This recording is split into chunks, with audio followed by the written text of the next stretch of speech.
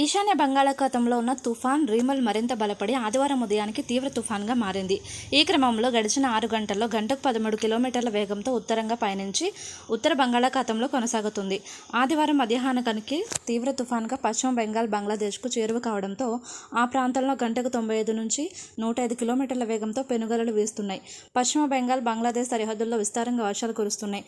పెను తుఫాన్ ఉత్తరంగా పయనించి ఆదివారం రాత్రి 11:30 అర్ధరాత్రి 1 గంట మధ్య సాగర్ దీవులు, కేపుపురా మధ్యన మంగ్లాకు అతి చేరువలో తీరం దాటనుంది. ఈ సమయంలో గాలుల వేగం గంటకు 110 కిలోమీటర్ల నుంచి 120 వరకు, అప్పుడప్పుడు 135 కిలోమీటర్లు వీచే అవకాశం ఉందని భారత వాతావరణ శాఖ ఎండీ తెలిపింది. తుఫాన్ ప్రభావంతో పశ్చిమ బెంగాల్, బంగ్లాదేశ్లోని పలు ప్రాంతాల్లో కుంభవృష్టి వర్షాలు కురుస్తున్నాయి.